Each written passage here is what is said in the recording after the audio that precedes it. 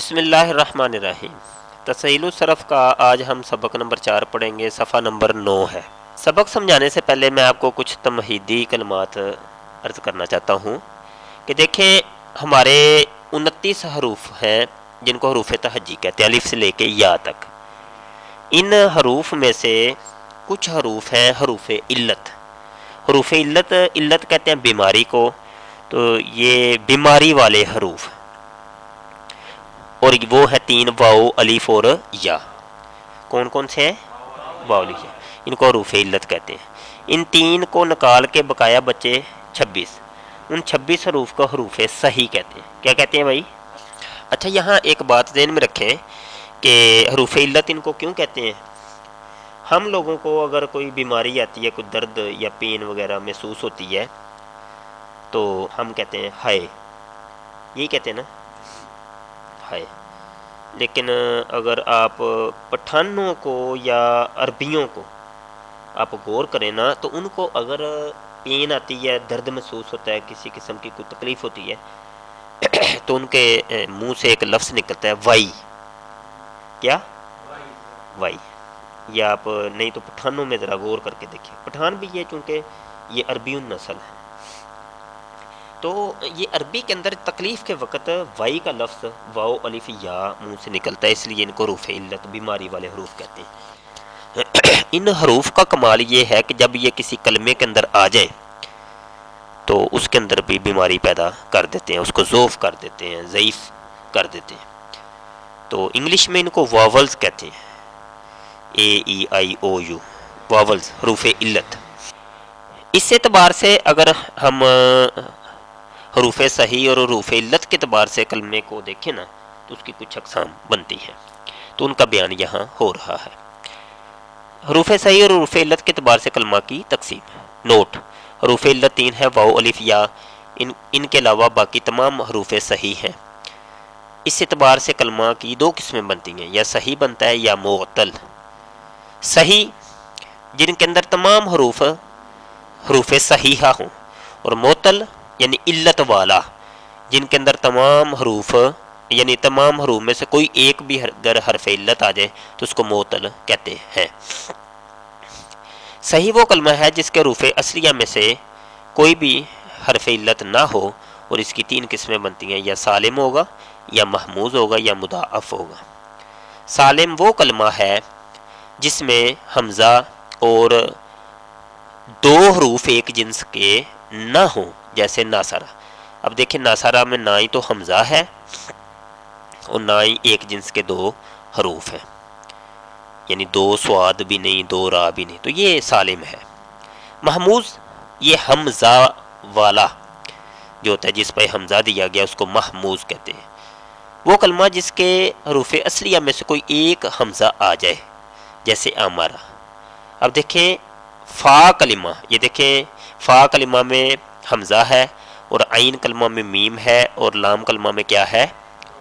را ہے۔ پہلی جگہ پہ جو چیز ہوتی ہے اس کو فا کلمہ کہتے ہیں، دوسری جگہ پہ جو چیز ہوتی ہے اس کو عین کلمہ کہتے ہیں، اور تیسری جگہ پہ جو چیز ہوتی ہے اس کو لام کلمہ کہتے ہیں۔ یہ بھی بات کلیئر ہو گئی۔ دوسری بات یہ کلیئر کر لیں کہ الف کے اوپر زیر زبر پیش اگر آ جائے، یا چاہے جزم بھی آ جائے، تو اس کو حمزہ کہتے ہیں، پھر الف نہیں کہتے۔ جبکہ حروف علت میں الف ہے، حمزہ نہیں ہے، تو حمزہ اور ہے، الف اور ہے۔ رأسن دیکھیں عین کلمہ میں حمزہ آ گیا ہے، کارا لام کلمہ میں حمزہ آ گیا ہے، تو یہ محموز کی مثالیں ہیں۔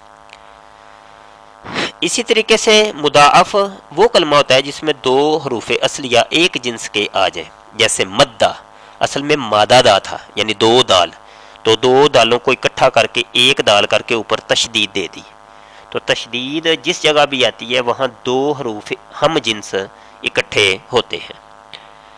اس طرح سبابن ہے، وسیلہ اور ذریعہ۔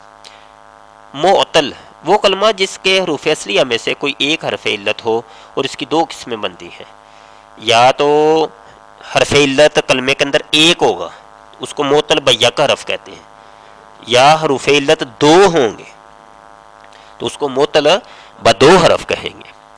معطل بیک حرف وہ کلمہ جس کا ایک حرف اصلی حرف علت ہو، یعنی حروف اصلیہ میں سے کوئی ایک حرف علت ہو، حروف زائدہ کی بات نہیں ہے، حروف اصلیہ، اور حروف اصلی اور زائد کی تفصیلات پہلے میں آپ کو بیان کر چکا ہوں. تو کوئی ایک بھی حرف علت حروف اصلیہ میں سے آ جائے، اس کی 3 قسمیں بنتی ہیں، یا مثال، اجوف اور ناقص. مثال، اگر فا کلمہ کے اندر حروف علت میں سے کوئی آ جائے تو اس کو مثال کہیں گے. اگر عین کلمہ میں سے کوئی حرف علت آ جائے تو اس کو اجوف کہیں گے. اگر لام کلمہ میں کوئی حرف علت آ جائے تو اس کو ناقص کہیں گے.